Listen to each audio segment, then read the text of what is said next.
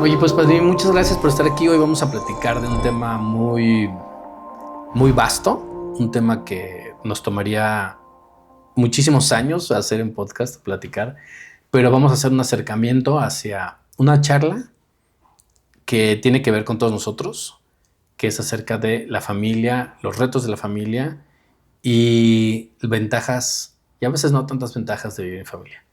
Pues Muy bien, muchas gracias Paquito por estar aquí. Pues vamos a darle. vamos a darle. ¿En qué te consideras experto en el tema del matrimonio o la familia? Yo creo que más en el tema de familia. Platícame. Pues es que, a ver, mi familia fue una familia muy grande. Éramos 6 hijos, 8 en casa. Vivíamos en un departamento, un solo baño. Entonces, pues obviamente siempre la dinámica en la casa ya era muy fácil, ya muy digerible. Había mucho respeto entre todos. O sea, Sí, pero me imagino que llegar a eso no fue fácil. lo que pasa es que yo creo que mis papás no le hicieron fácil. O sea, fue todo una cuestión de mucho tiempo de respeto, por ejemplo, con mis hermanas, ¿no? Por ejemplo, mis hermanas eran las más grandes, los hombres éramos los más chicos. ¿Tú tienes idea de cómo llegaron tus papás o tus padres a ese acuerdo como de convivencia? Porque sabemos perfectamente que ni es fácil ni todas las familias llegan como a acuerdos de convivencia en que los hijos añoran, ¿no? Reconstruir en sus vidas adultas lo que vivieron de infantes. Que me parece que es tu caso, ¿no? O sea, que siempre estás como muy inspirado en tener esta familia, en estas grandes familias, y debe haber algo que tus papás debieron haber hecho. ¿Lo puedes ubicar, lo remontas? Sí, mira, una cuestión muy fácil y que eso con mis hermanos lo puedes constatar, fue que realmente en mi casa nunca vimos gritos y pleitos. En mi familia, mis papás jamás los vimos pelear realmente hacía gritos o lo que sea. Veíamos que de repente discutían o que si no estaban de acuerdo se iban, se paraban, se iban y se iban a su cuarto y Ya hacían su... sabrá Dios que mi papá era una persona muy apacible, muy... Había una diferencia de edades muy grande. Mi papá a mi mamá le llevaba 16 años. Oye, ¿y tú crees que ese fue un factor como que ayudó o que perjudicó? Porque hoy en día se ataca muchísimo como estas diferencias de edades, pero tomando en cuenta que los hombres tardamos más en madurar, ¿tú crees que hubo algo ahí que... Yo creo que sí, porque al final del día mi papá ya era un hombre adulto, mi mamá era una jovencita, tenía 17 años cuando mi papá empezó a andar con ella. Se casaron a los 18 años, mi mamá de 18 años. Mm. Entonces, eh, mi papá siempre controló un poquito más a mi mamá, pero de una manera muy estratégica y muy Mm. puntual, sin peleas, ¿me explico? Ujú. Entonces fue algo que en mi casa no vimos. Mm. No vimos así las grandes peleas, sí. Ya, por ejemplo, ya más cuando ya estábamos grandes, fue cuando llegamos a verlos un poquito discutir, Mm. pero ya era propiedad, pero de chicos, yo no me acuerdo así de que digas, tú todavía peleas en mi casa, eran más los madrazos entre mis hermanos y yo y mis Sí, como hermanas y suele ser. todo. Pero que, aparte de que no discutieran entre ustedes, ¿cómo, ¿cómo lograban conciliar? O sea, porque, a ver, familias grandes en este tiempo, por lo general, solían ser de todos se callan, se hace lo que los papás dicen, a rajatabla, uno o el otro. Aquí no opinas, ¿no? Aquí te callas y obedeces. Pero por lo que tú reportas, como que el contexto familiar era diferente. Pero ¿qué lo hacía diferente en la convivencia? Por ejemplo, cuando hablamos de, que vamos a platicar poco a poco de las fuentes del amor incondicional, o sea, ¿qué puedes tú encontrar ahí que dices, ok, este es el elemento que yo rescato y me llevo a mi vida adulta? La manera de ser de mi papá. Mi papá Mm. fue un hombre, te digo, muy apacible, muy mediador, Mm. no le gustaban los pleitos y por lo mismo, cuando empezaban los pleitos o con mis hermanos o lo que sea, siempre trataba de ella, a ver, vamos a analizar, vamos a ver las razones. Y eso hacía una cuestión, por ejemplo, ahí la de armas tomar era mi mamá. Mi Mm. mamá, con todo y todo, era a fin del norte, pues terminaba regañándonos por no, y como era en esos tiempos. Si llegaba alguien y tú querías opinar, nomás volteaba y te hacía los ojitos así de, tú no hablas y tú, uy, ¿no? O sea que de alguna forma se manejaban como con esta política del policía bueno y el policía malo. Claro, claro, sí, no, O sea, tu totalmente. papá era el policía bueno, tu mamá era la policía mala. Sí, pero sin embargo, algo muy rescatable y muy bueno es que mi mamá siempre mantuvo a mi papá como el líder, no era así de su papá es el que manda, ¿no? Y por ejemplo era de yo te voy a regañar ahorita, yo te voy a castigar, pero va a llegar tu papá y le voy a comentar lo que hiciste. Y mi papá era la autoridad, o sea, mi papá sí era la autoridad que obviamente, este, pues ya sí le tenías, no miedo, pero sí respeto a mi papá, por ejemplo, porque siempre mantuvo esa, o sea, siempre le dio su autoridad a mi mamá. Entendiendo, por ejemplo, ¿no? Desde el modelo que solemos manejar, que es estas tres vocaciones de vida, soltería, pareja, familia, ahí me queda claro que lo tuyo siempre ha sido la familia. Y cuando llegas a una familia, que me platicaste a través de tus hermanos que se casaron de manera contigua o continua o muy seguidito, ¿hay algún momento en el que te plantees como de, no, yo mejor para pareja, no, yo soy soltero? ¿O siempre fue la claridad de que tú querías vivir en familia? No, yo siempre tuve la claridad, o sea, yo siempre me quise casar y quise tener 2 hijos, Mm. lo cual cumplí. Que Y ya, más, después, que ¿no? ya descumplí después, cuando llegó mi tercer mujer y ya con 3 hijos, ¿no? Mm. Pero siempre mi sueño fue, o sea, siempre la meta, y creo que mis hermanos lo mismo, siempre fue estudiar, desarrollarnos, casarnos, irnos y casarnos y hacer familia. Siempre fue como, pues yo no sé si, no me acuerdo que haya sido enseñanza de mis padres, pero yo creo que era tan padre. O sea, yo te puedo decir algo, por ejemplo, yo en 60 y casi 2 años que tengo, jamás me he peleado con mis hermanos así de dejarme de hablar. Mm. O sea, O sea, las sí hemos discusiones tenido normales. discusiones normales o cosas que, ay, qué hueva me das, bye, y no, y que llegas a tener esos roces, pero hasta ahí. Pero con ninguno de los 6, digo, ya nada más somos 5, porque ya falleció la más grande, pero teníamos discusiones y todo eso, pero, y digo, de chavos, mis hermanos y yo nos agarramos a madrazos, pero jugando, ¿no? Hasta hay una anécdota muy buena de estábamos madreándonos, y entonces entra mi mamá, si hay alguno que llora, a los 3 les doy, ¿no? Y entonces, pues terminé llorando yo, que era el más chico, ¿no? Y entra mi mamá, y estábamos los 3 trenzados ahí así, y agarró con una escoba y así nomás entró atrás. ¿Y a quién crees que fue los otros dos se abrieron y yo así, ¡pau, cabrón! ¿No? Pero, pues fuera de esas cosas, Fuera de esas cosas, sí. pues mi mamá fue muy reactiva, sí era muy, muy fuerte. Mi mamá tenía un carácter muy, muy fuerte.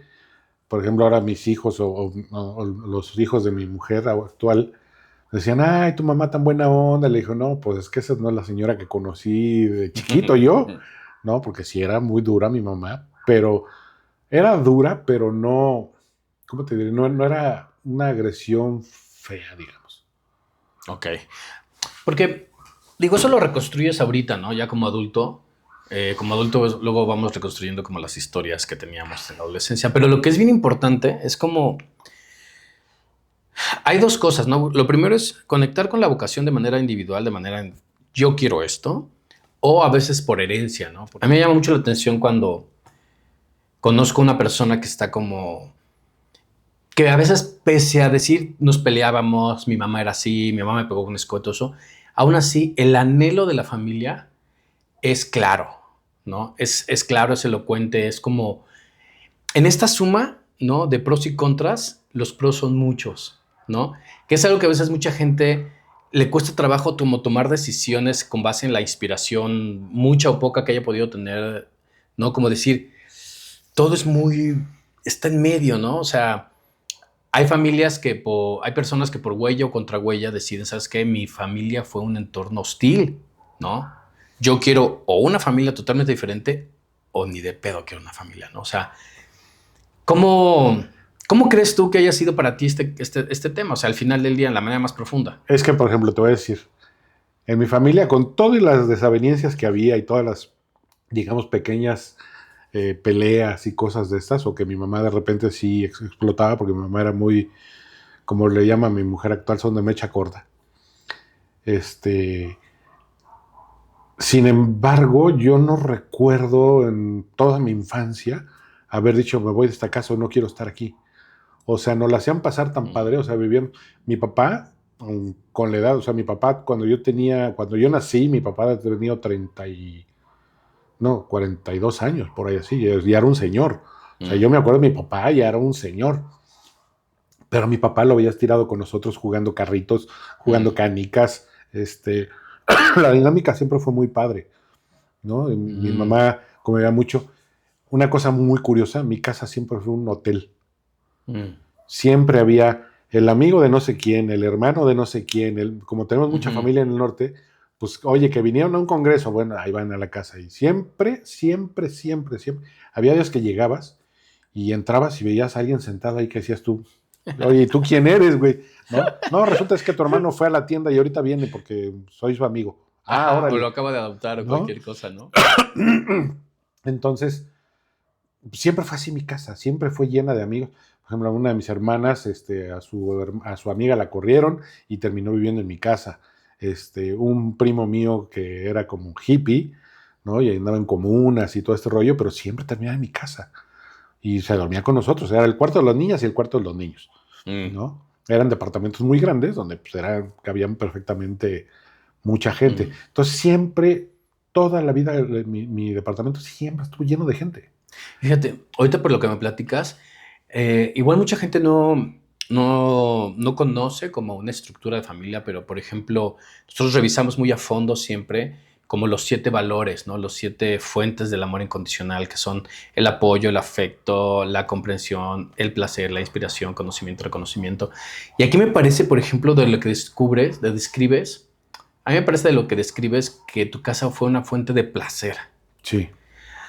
Y que a su vez, fíjate, porque aquí ve cómo se conecta, ¿no? O sea, tu casa es una fuente de apoyo, ¿no? Es la primera fuente, ¿no? El apoyo en la que se contiene a propios y extraños. Pero aparte, se convierte en una fuente de afecto. Porque si mi papá era grande, pero estaba tirado con nosotros en el piso, nos cobijaba, ¿no?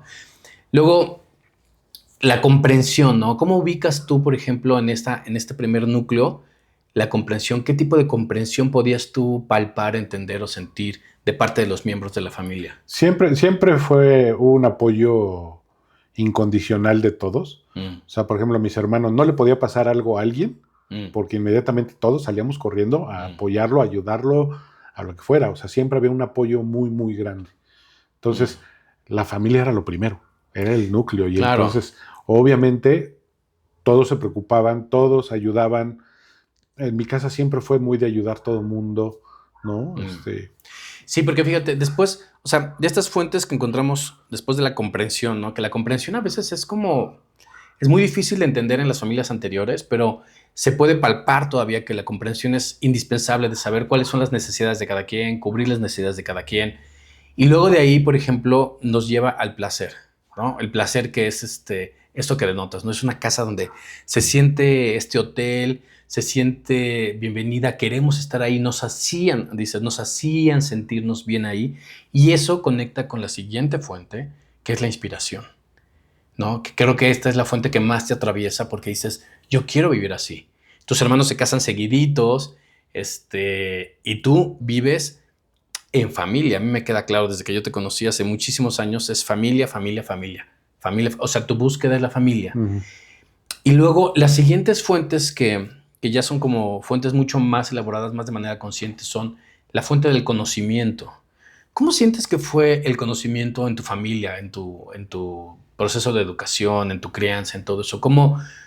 ¿Cuáles eran las fuentes de conocimiento?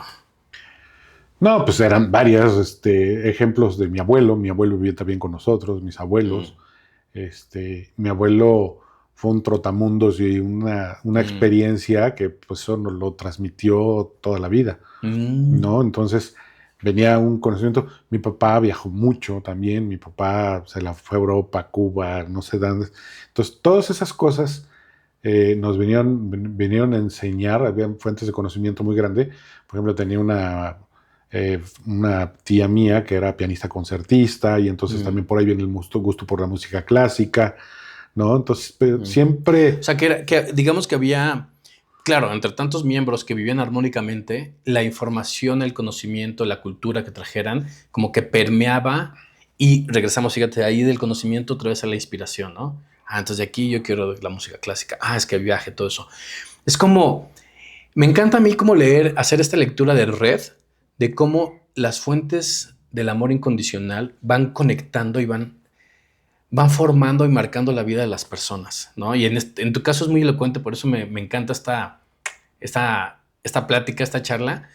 Y por último, por ejemplo, que es la fuente más importante, que esta fuente le da arraigo a la persona en el mundo. Fíjate, esta fuente del amor incondicional que buscamos todo el tiempo, pero no sabemos, nos da arraigo en este plano vivo. O sea, es lo que le puede dar sentido a la existencia y es la fuente del reconocimiento. Entonces, a mí me gustaría preguntarte, ¿cómo sentías que te reconocían? ¿Cómo eras reconocido o cómo entendías el reconocimiento en esta, por ejemplo, algo que mencionas de tu mamá, que reconocía a tu papá como una figura, ¿no? O sea, de poder, como que no se estaban restando autoridad ni poder, ni... Pero ¿cómo puedes ahorita traducir el reconocimiento? ¿Cómo te sentiste reconocido en tu familia? Siempre fue mucho, y no nada más de mis papás, o sea, siempre de mis hermanos, o sea, todo el mundo, te digo, o sea, había el premio de no sé qué, cualquier Y todos lo cosa, y celebraban. ahí todos lo celebraban, todos Mm. apoyaban, ¿me explico? Entonces, yo creo que nunca hubo falta de reconocimiento, al contrario, siempre, aunque mis hermanos fueron muy bullies conmigo, ¿no? Porque al ser el más chico, bueno, fueron muy bullies conmigo. Fíjate, parecerá raro, pero a veces ese tipo de bullying también es una forma de reconocimiento. No, y Es la que, parte oscura del reconocimiento, pero es reconocimiento. pero que aparte también eso me hizo crecer mucho. O sea, me hizo también el que yo, por ejemplo, una de las cosas con la que más me molestaba cuando tenía yo creo que unos 10 años, yo creo, era que me hacían llorar, y quiere llorar, quiere llorar, quiere llorar, y Mm. entonces terminaba llorando. Hasta que un día dije, no tengo por qué llorar, y empecé a controlarme y empecé o sea, por lo mismo que ya no quería que me siguieran bulleando, entonces pasó, Y se dices, ya ahora ya olvidó. no lloro. No, no, sí, sí lloro, no, yo soy muy chillón, o sea, yo si me pegan en fibras ciertas, sí soy una Fíjate, llorona. es bien interesante porque eh, aquí como mexicanos, sobre todo de esta época, ¿no? Que yo estoy muy cerca también de ahí, crecimos en un contexto cultural o sociocultural o familiar que puede llegar a percibirse desde afuera como nocivo, ¿no? O sea, como de no expreses tus No emociones, todo ese llores. tipo de cosas. Pero volvemos al punto en el que la familia tiene una función básica en la vida de toda persona, pero básica, fundamental, pegada al plano animal y material de este mundo, y es sobrevivir. O sea, la familia o sea, te puede hacer que sobrevivas o que de plano no sobrevivas. O sea, un bebé sin contexto familiar, sin alguien que lo cuide, se muere. Y no hablo de un bebé, hablo de un niño de 1, 2, 3 años, sin alguien, sin una red que lo cobije, se muere.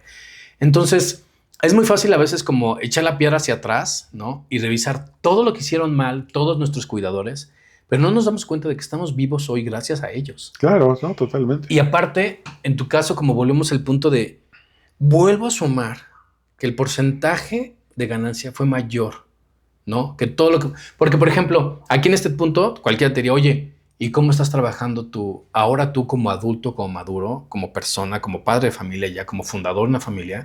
¿Cómo estás trabajando tu potencial emocional, tu reconciliación con el llanto, tu reconciliación con el contacto emocional? Porque sí es cierto que también la familia nos deja huellas, nos va marcando, para bien o para mal, nos va marcando y nos va haciendo parte de lo que somos. Por ejemplo, hoy tú que ya eres un adulto, o sea, consumado, un adulto, un señor que provee, que ha tenido una o dos familias, ¿cómo vives esa situación ahora? ¿Cómo conectas tú con estas 7 fuentes en tu contexto familiar, pero ahora desde el otro lado, ahora desde el lado de yo tengo que dar y proveer, no solamente la comida, Ujú. o no solamente este apoyo de no se van a morir estos niños, ¿no? Que tus hijos igual no se han muerto, entonces lo has hecho bien, pero todo lo que es el carácter y el contexto emocional y educativo de esta nueva generación, que lo implica, o sea, que lo pide, porque ya no puedes llegar con una escoba hoy a pegarle a tu hijo, ¿no? O No, claro. sea, ¿cómo has hecho esa transformación hacia ahora un modelo familiar desde un punto de vista diferente? Ha sido difícil porque una, con los que más he convivido, digamos, es con los hijos de mi mujer actual, ¿no? Son tres y he convivido más con ellos que con mis propios hijos. O sea, con mis propios hijos, con Mau viví 10 años y con Chris viví 4 o 5 años. Después de ahí, pues la convivencia pues, ha sido No esporádica porque sí los veo seguidos, sí estoy tratando de estar con ellos. Siempre, yo no me siento un padre ausente porque siempre estuve tratando de estar ahí con ellos en los momentos importantes, en los momentos buenos, ¿no? Pero, digamos, ahora ya al agarrarlo más grande, con más experiencia, ha sido difícil porque siempre en una unión donde vienen hijos que no son tuyos, es muy difícil porque para empezar te ven como, pues ese no es mi papá, Ajá, es el novio de mi mamá y cuidado. ¿no? Entonces, al inicio, pues sí fue un poco así de yo soy el intruso que vino a meterse en la relación de su mamá y pues sí es difícil. Entonces, de repente hacían cosas que pues sí te pegan, entonces te pegan como humano, que dices tú, oye, pues yo no quiero ser tu papá, güey, o sea, yo, pues es de rebote porque está la mujer que quiero y con la que amo y quiero estar con ella, pero pues vienes tú de rebote, que es lo único que Sí. pides, pues pides respeto, ¿no? O sea, es lo único que, yo siempre eso lo tuve claro con todos mis hijos, es decir, respeto, no los voy a obligar a que me quieran, ¿no? Pero hay que respetarnos, ¿no? Entonces, es un poco la manera de sobrevivir. Entonces, yo creo que sí me ayudaron mucho las bases que tuve desde atrás, ¿no? De ver cómo era mi familia, y eso es lo que siempre he tratado, de hacer una familia armónica, una familia que nos llevemos bien, que funcionemos, ¿no? Entonces, siempre fue una manera de tener el ejemplo de mi familia. Por ejemplo, algo que no te dije hace ratito, por ejemplo, cuando te decía que mis hermanos me hacían llorar, ¿no? Pero, por ejemplo, mis papás jamás me pegaron por ese lado. O que me dijeran no llores o lo que sea, no, al contrario.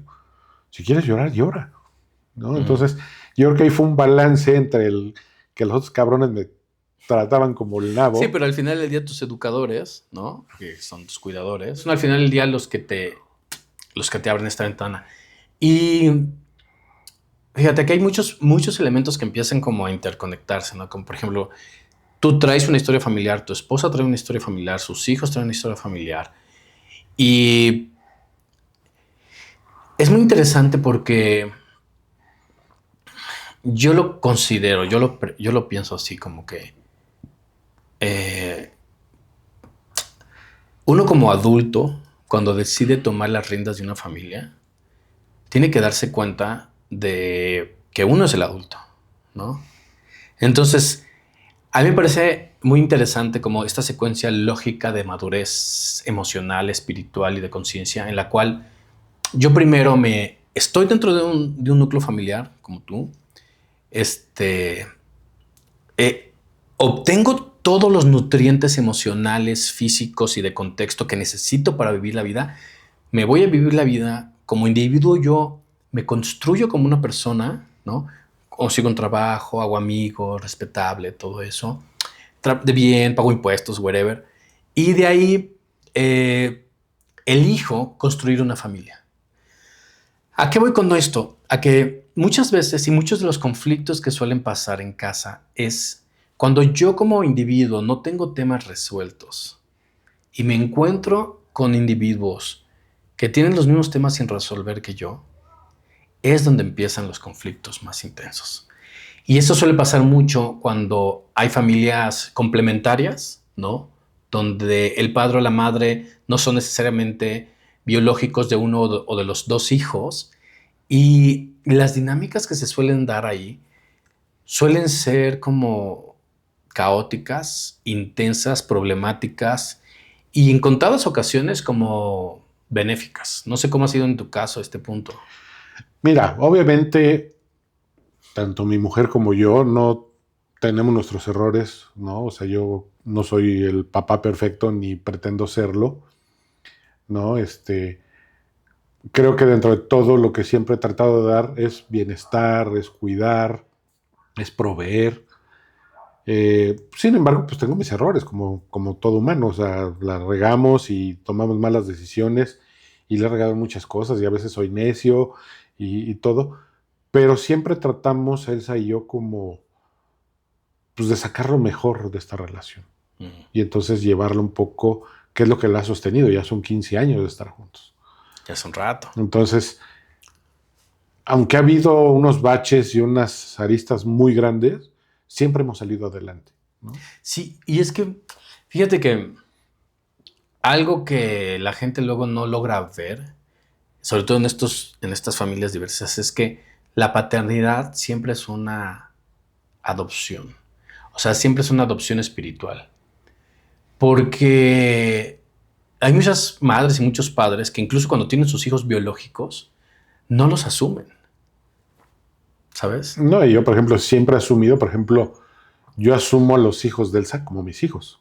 Para mí son mis hijos, o sea, yo lo veo como si yo hubiera sido parte biológica de ellos, ¿no? O sea, no, nunca he sentido la diferencia es que son los hijos de Elsa y mis hijos, ¿no? Siempre he sido, son mis hijos, punto, son a los que tengo que cuidar, a los que tengo que apapachar, a los que tengo que entender, que muchas veces pues ellos no te entienden, ¿no? O sea, muchas veces te juzgan, te critican, ¿no? Entonces, ¿Y qué tal se siente eso? Cuéntame. no, pues obviamente te pega muy fuerte, porque obviamente yo siempre lo he dado todo por mis hijos, ¿no? O sea, el esfuerzo, o sea, ya, por ejemplo, la mejor me criticarán muchos, pero yo, por ejemplo, si un hijo mío me dice a las 3 de la mañana, ven, papá, ven por mí, acompáñame, ahí estoy, ¿no? Oye, tengo que salir a no sé dónde en la madrugada, ahí voy, ¿no?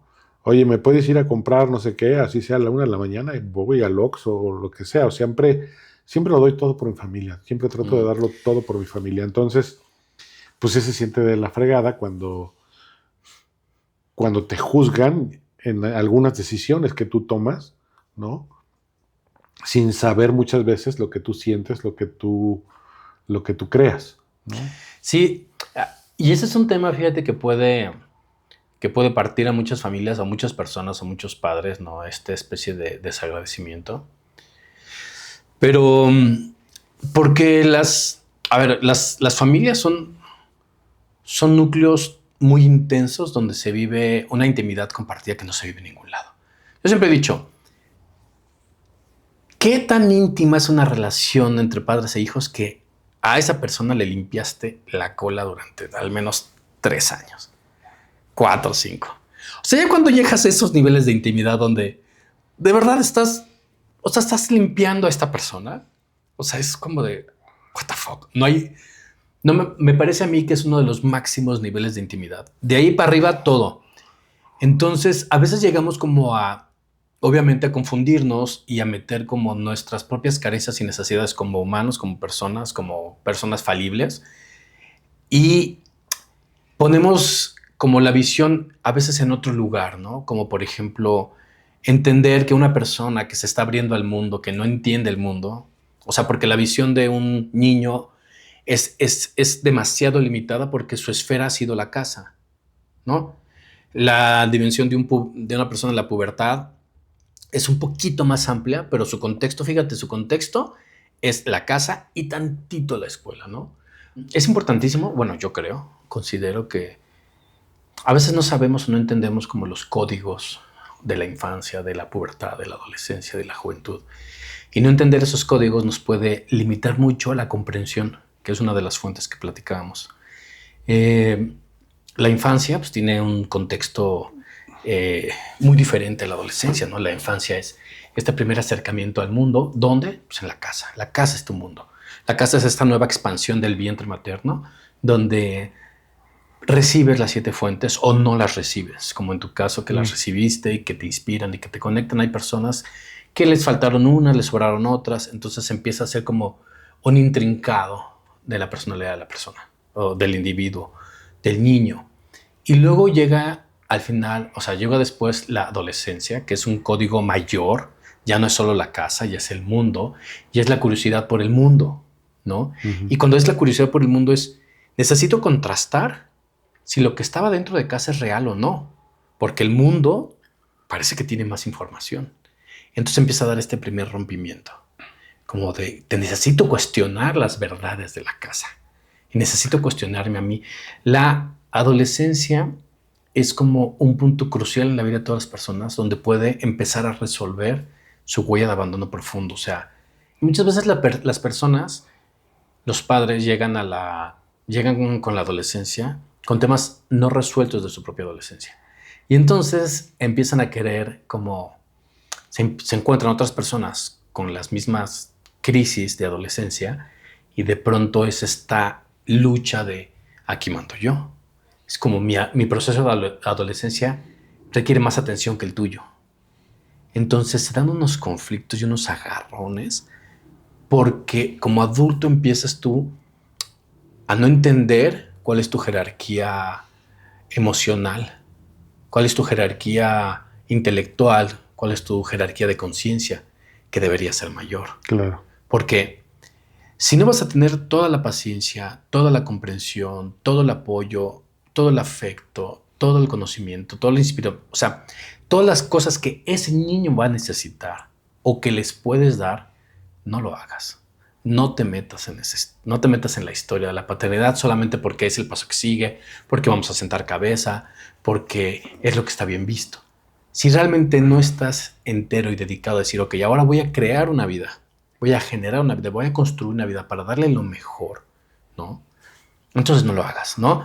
Y aquí es donde esta confusión en la que una persona adulta que quizá se ha enfrentado al mundo, que gana su dinerito, que tiene juntas, ¿no? O sea, con personas de alto nivel o que ha viajado por el mundo, se ha encontrado con grandes crisis, se ha metido en grandes problemas y ha salido, de pronto considera que una persona que apenas está saliendo del cascarón, ¿no? A los 11, 12 años, puede tener la misma información, experiencias y conocimiento que él. O sea, que debería ponerse a su altura, cuando en realidad no es así. O sea, es literalmente pedirle a una persona en otro contexto que te entienda. Y a veces ahí van los padres pidiéndole a sus adolescentes que están viviendo su propia crisis, entendiendo el pinche mundo, tratando de hacer amigos, tratando de la novia, de los juegos, de qué va esto. O sea, ¿de qué es esto de estar creciendo las hormonas, todo eso? Aparte de los padres, entiéndeme, que lo hago por tu bien, compréndeme, respétame, apóyame, quiéreme. Y de pronto es una usurpación de funciones, es un cambio vertical drástico donde los padres se someten, se ponen por debajo de la adolescencia de sus propios hijos y de la propia que está sin resolver y llevan años sin resolverla, haciendo que ellos también digan, es que la adolescencia no se resuelve, se sufre y la empiezan a sufrir prolongadamente en el tiempo estos hijos que a su vez aprenden de los padres a no superar la adolescencia. Entonces, esta crisis es absolutamente indispensable como para que el trabajo personal se ejecute. Si tú como padre tú todavía tienes como estas imposiciones, ¿no? De que estas necesidades de que tus hijos te acepten, te quieran, te valoren, todo eso, es buen momento quizá para revisar temas que hay pendientes de la adolescencia. Claro. Y aprovechar la adolescencia de tus hijos para resolver ahora sí los temas que tengas pendientes de tu propia adolescencia, ¿no? Ahí donde la familia puede ser un eje ejemplar para resolver la huella de abandono y tener como estas familias funcionales. De lo contrario, es muy común que se lleguen a dar estos rompimientos terribles donde la persona ya no se encuentra a gusto en su propia casa. Claro. Ni el adolescente ni el adulto. Dice, yo prefiero quedarme en el bar después de la oficina con los compadres porque la casa es un infierno, ¿no? ¿Y quién tiene la culpa? Pues mis hijos son adolescentes, mi esposa está en la menopausia, mi contexto es horrible, y no tengo luz, internet, agua y caliente. Dices, a ver, cabrón, tú eres el responsable como adulto, como adulta, de construir las mejores condiciones de vida para ti y para ellos, y no solamente en lo material, sino en lo espiritual, en lo emocional, en lo personal, ¿no? Que al final del día es aquí donde impacta, ¿no? Cuando las familias empiezan a ser como un lugar de placer, como el que mencionas, o un lugar de displacer, ¿no? Claro. No, pero por ejemplo, mira, yo aquí te puedo decir, por ejemplo, mi experiencia. Yo fui papá muy joven. Yo a los 23 años fui papá, ¿no? Por las razones que siempre pasan en esos casos. Pero las razones casuales. Las casualidades de la vida. Pero yo te puedo decir que mi vida antes de convertirme en papá y después de convertirme en papá fue un cambio abismal. Yo mi vida antes de ser papá era un caos, era un desmadre, no tenía límites, hacía lo que se me pegaba la gana, hacía, deshacía, venía, me ponía pedo. Era un desgarrete en mi vida. En el momento que me convierto en papá, fue cambiar un chip de hoy tengo que vivir por esta personita. Hoy tengo que educar, hoy tengo que proveer, hoy tengo... Y entonces fue un cambio radical. A mí, para mí el haber sido papá me llevó a ser un mejor hombre. Me llevó a ser un hombre más respetable, digo, más trabajador, más luchón. Tanto fue que eso me causó mi primer divorcio. Que me clavé tanto en el trabajo por darle tanto bienestar a mis hijos que mi exmujer se sintió abandonada. O sea, al menos eso fue lo que me dijo. Es lo que reportan. Es lo que reportan, esos son los datos que tengo hasta aquí, ¿no? Si alguien tiene otros datos. Pues que me los diga, porque obviamente sí me pegó durísimo, porque yo no entendía. Yo decía, güey, me parto la madre para darle todo a mi familia. Yo quiero que mi familia, mis hijos vivan, ya tenía los 2 hijos, que vivan a toda madre, que tengan la mejor ropa, que tengan las mejores escuelas, ¿no? O sea, pues los dos en escuelas privadas, ¿no? Entonces sí me ponía yo a pelear por todo eso, porque era mi pensar, de decir, Claro. yo quería darle mejores herramientas que las que me dieron a mí en mi caso. Ese fue tu pensar en tu primer matrimonio. Hoy, ¿qué pensarías respecto a eso mismo? ¿Cuáles son, digamos, estos valores? ¿Sigues con esos mismos valores? ¿Has actualizado alguno? ¿Qué valores rescatas hoy por hoy del contexto familiar que hoy por hoy tienes a diferencia de ese? O sea, yo sigo tratando de tener como la misma línea, ¿no? De ser un buen padre, de ser un padre que convive con sus hijos, que está siempre al pendiente de ellos, que los ayuda, que los motiva. Trato de no ser un padre... Pero fíjate que hay un punto bien importante, ¿eh? Cuando te hago esta pregunta, ya me hablas de valores diferentes. Antes es darle las mejores escuelas, la mejor ropa, no sé qué. Ahora es convivir con ellos, darles tiempo, estar ahí para apoyarlos. Son valores muy, muy, muy diferentes que quizá vamos aprendiendo. Sí, digo, al final del día sí me pasó porque, por ejemplo, mi hija de mi primer matrimonio, que estaba muy chiquita cuando me separé de su mamá, entonces ella, un año dejé de verla, ¿no? O sea, un año me los perdí. Y entonces ella pues sintió como un abandono mío. De hecho, ya de adulta ahora, ella me lo dijo alguna vez, es que tú me abandonaste. Yo le dije, pues es que nunca te abandoné. Una, tu mamá te llevó. Dos, fue el hecho de buscarte, encontrarte y de buscar las maneras, porque obviamente aunque ya la veía, pero no la podía ver todo el tiempo, porque era a escondidas que las veía. No, a los dos los veía escondidas y entonces así fueron varios años, ¿no? Sí.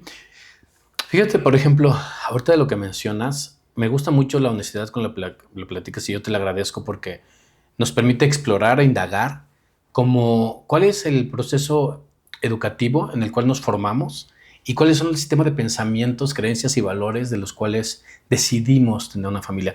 En este caso, por ejemplo, tu caso como el de muchos de las personas que habitamos este mundo, entramos a la paternidad a veces desde el potencial sexual, ¿no? Desde la calentura, las ganas, la fiesta, lo que quieras.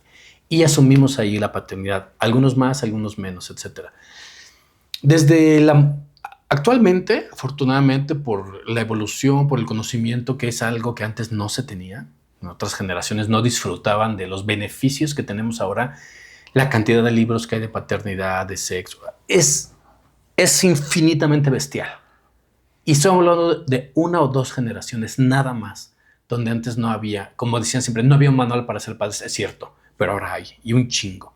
Y hay opciones, ¿no? Ahora podemos ya saber que hay una opción de esta paternidad que es azarosa, ¿no? Que es víctima de la casualidad, o esta paternidad que es decidida, que es consensuada, que es formada, ¿no?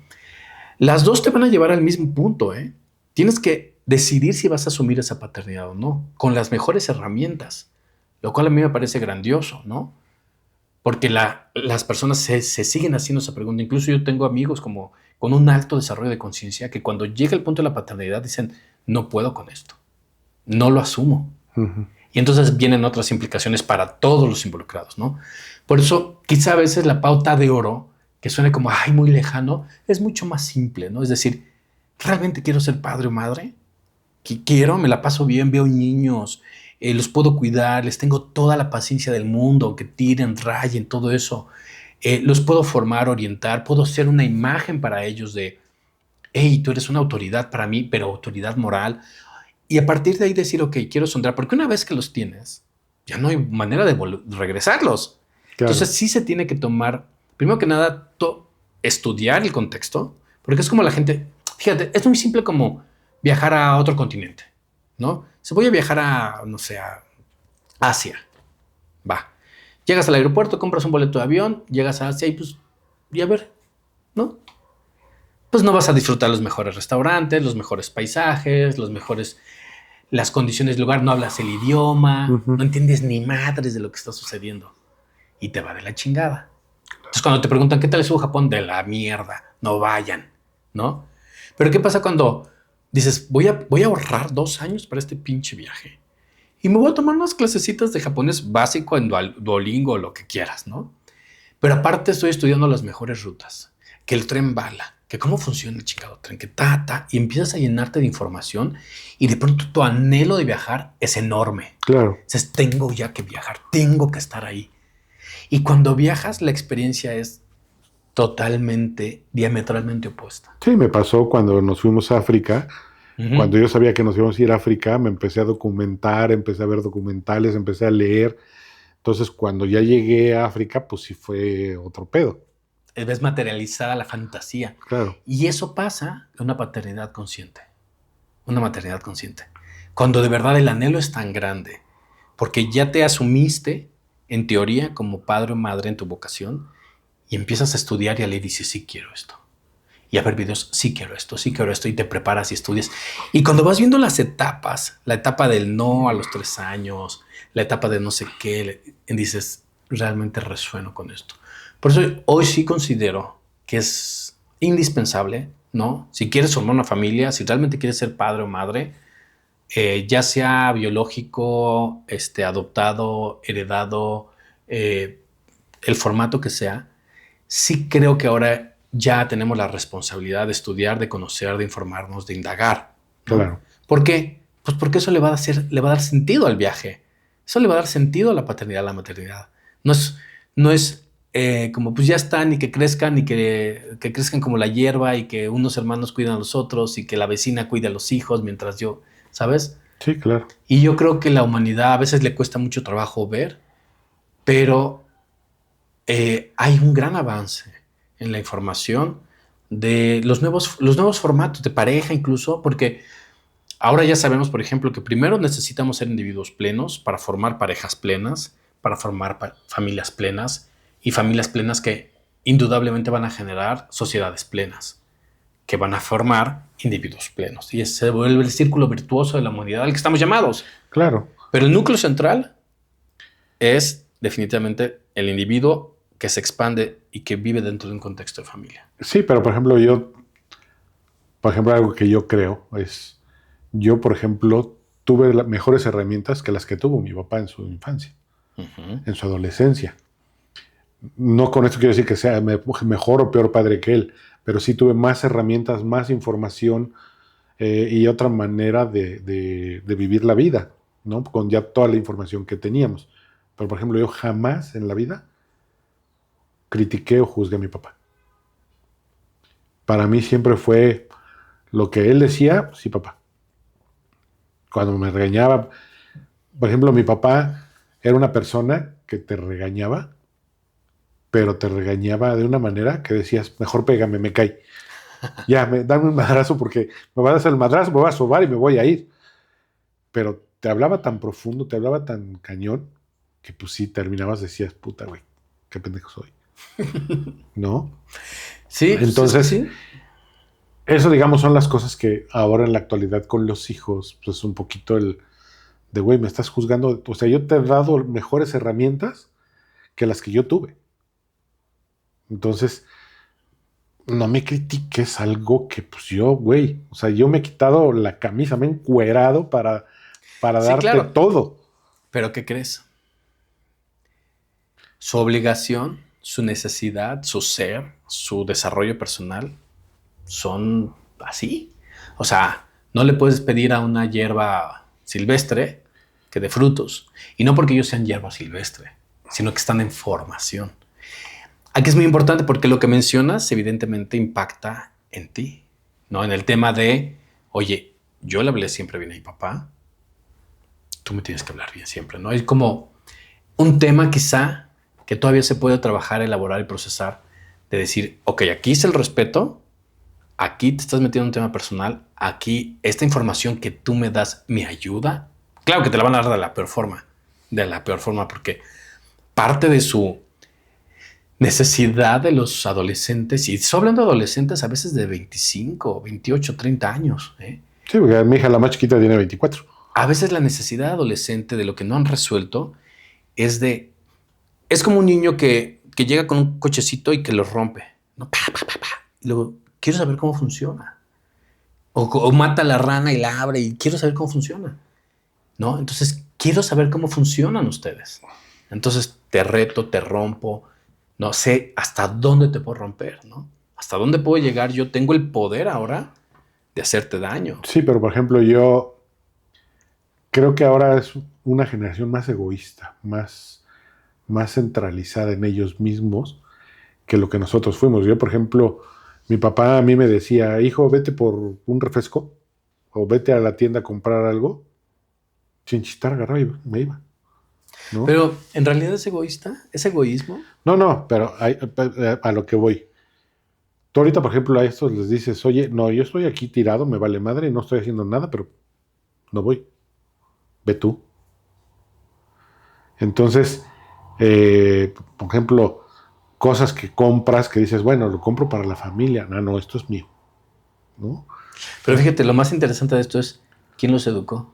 Sí, claro, sí, a partir de nosotros, sí. Yo sé que, eh, pues dicen por ahí que somos los peores padres de todas las generaciones, ¿no? Porque dejamos de hacer, o sea, no tuvimos las herramientas para educar hijos de otra manera, queriendo Híjole, compensar todo lo que se supone que a ti te daban mal. ese es justamente lo delicado del tema de la huella de abandono en la crianza. Si tú no resuelves tu huella de abandono, si tú no resuelves tus temas pendientes con la infancia, con la adolescencia, con tu juventud, vas a estar pagando las consecuencias de las malas decisiones. Y eso le ha pasado a todas las generaciones, ¿eh? No te creas que es nuestro, nada más. A todas las generaciones. Lo que pasa es que antes el valor de la familia era totalmente diferente. El valor de los hijos era diferente. Los hijos no tenían un valor más que en la medida en la que me podían dar algún beneficio. O sea, los hijos, mi padre, mi abuelo y todo eso, los hijos eran ignorados. Había padres en el norte que decían, ¿cuántos hijos tienes? 23. ¿Cómo se llaman? Pues a algunos les repetí el nombre, ¿no? Había realmente una desconexión con el modelo de paternidad.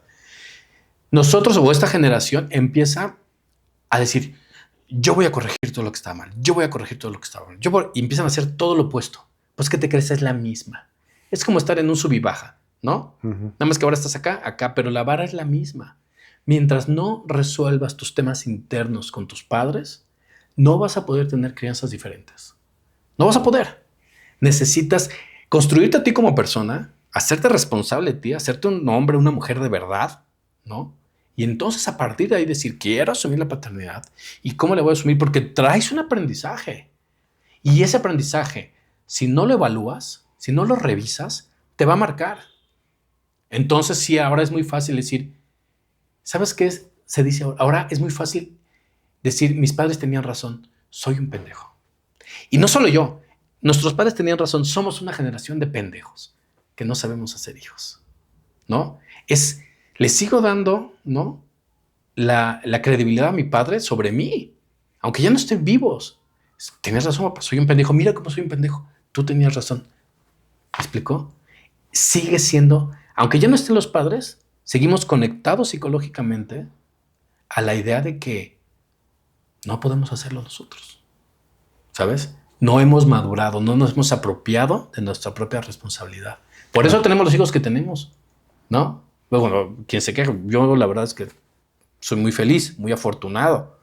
No, yo por ejemplo, yo te puedo decir, mis hijos son mi adoración y son muy buenos hijos. Son muy buenos chavos, son inteligentes, son luchones, son trabajadores, ¿no? Todos.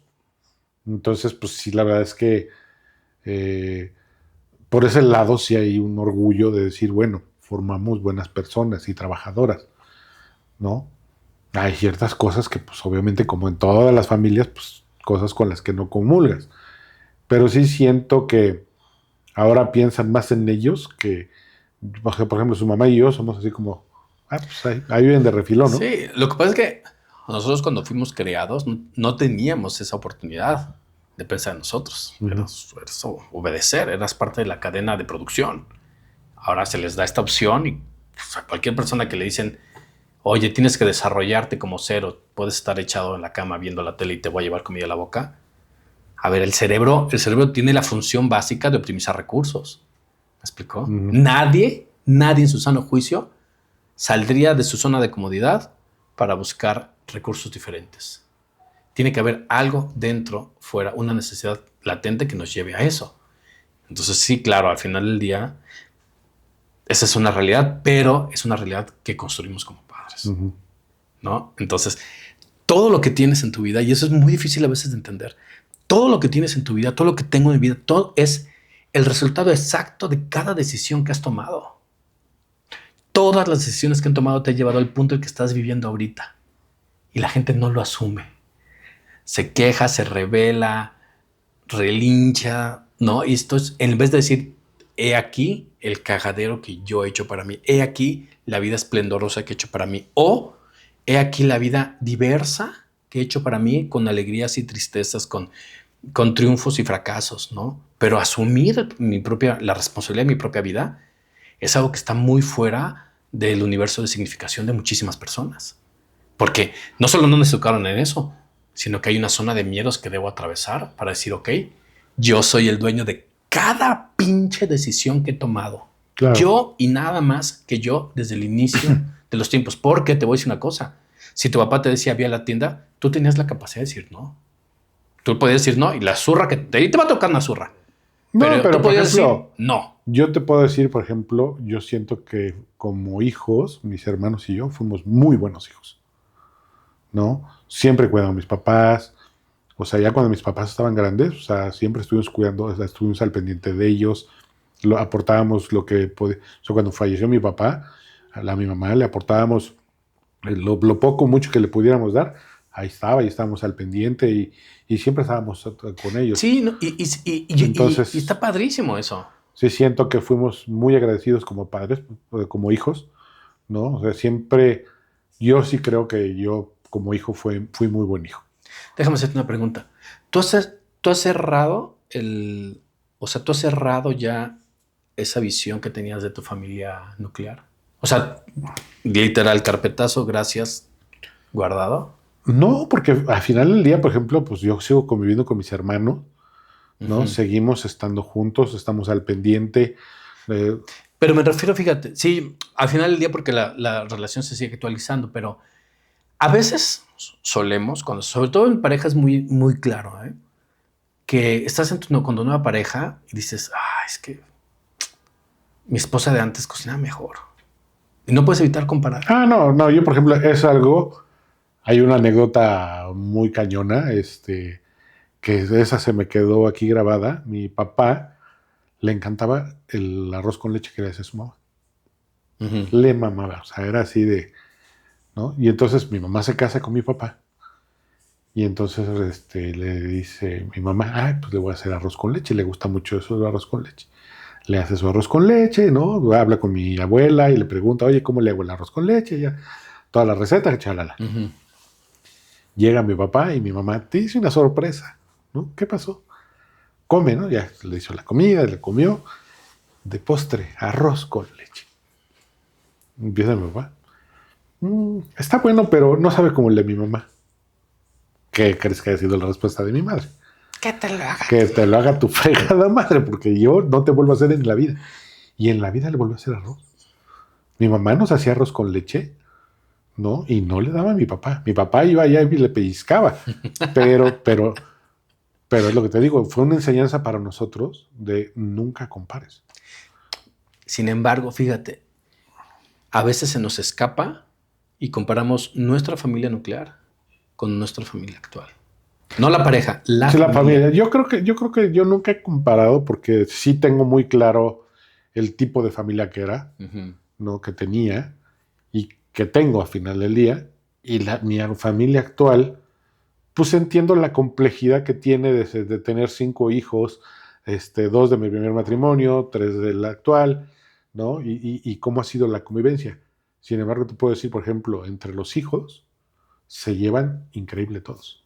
Como Tienen ustedes sus se llevaban. diferencias, pero ellos se llevan, entre ellos, o sea, sus pleitos son más con nosotros que con ellos, entre ellos mismos. Sí, pues es que al final del día, o sea, este tema de la familia es como, la familia al final del día es una de las instituciones más viejas de la humanidad, que todo el tiempo está cambiando, ¿no?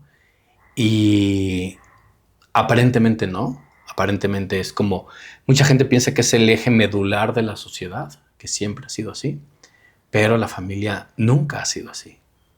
El modelo de familia que vivimos hoy es absolutamente diferente al que se vivía hace 30 años o 20 años. Pero estoy hablando de 20 años. Sí, pero por ejemplo, te voy a poner, por ejemplo, el sábado pasado. El sábado pasado, la más chica de mis hijas invitó a mis hijos, que acaba de fallecer su abuela, entonces los invitó para que fueran a convivir un rato y comer, bla, bla, bla. Y ahorita pensando, o sea, la mesa que yo vi el sábado en la tarde, después que los vi jugando, ya con novios y metidos ahí, esa era la mesa que era mi casa, de toda la vida. Así era mi casa. Eso lo vi con mis papás y mis hermanos siempre. Y hay como una añoranza.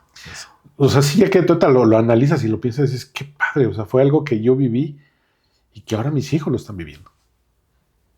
No como tú, pero lo están viviendo. Pero lo están viviendo. Claro. Y fue, digo, mi infancia fue muy sui generis porque mi papá nos sacaba a pasear, hacíamos alpinismo, excursionismo, alta montaña, o sea, cada 8 días salíamos. Entonces esas experiencias, o sea, había una convivencia diferente. Por eso mi familia era muy diferente. Muy diferente de las demás familias. Y aparte que eran otros tiempos. Por ejemplo, imagínate yo que tendría 10 años o 12 cuando más, que nos dejaban ir a la Marquesa. Con una simple lona, íbamos 28 o 30 niños. Niños, estoy hablando de niños entre los 8 años a los 17, cabrón. Y nos dejaban ir a la Marquesa con un señor amigo de nosotros, de la familia, un vecino, que debe haber tenido unos 30 y pico de años, era el responsable. Y nos íbamos ahí, güey. Entonces imagínate los peligros que hoy existirían, güey, ¿no? O sea, eso lo trasladas a hoy, no se puede en la vida. No dejas ir con un señor adulto a una bola de chamacos, que obviamente aprovechábamos y que fumábamos y que nos echábamos nuestros pistos, fueron nuestros primeros pedas y todo eso. ¿Ves por qué no los dejarían ir ahora? No, por eso, no, deja todo eso ahora, Sí. lo que pasaría, ¿no? Pero en ese momento tú dices, yo me voy a pensar, puta, mis papás, güey, con qué valor nos dejaban ir, güey, a 3 hijos, ahora váyanse de campamento. Pero Oye, de cierta manera te dejaban vivir una cosa muy padre, que fue una... sí, bueno, al final del día creo que nosotros vivimos cosas, ¿no? Que hoy las vemos así, ¿no? Pero que las nuevas generaciones no tienen contexto. Entonces, para ellos es irrelevante. Para nosotros es increíble, para ellos es irrelevante porque tendrán sus nuevos contextos y sus formas de recordar en el futuro. Mis padres eran así. Pero para ir cerrando, como, ¿tú qué retos crees que enfrentas hoy por hoy?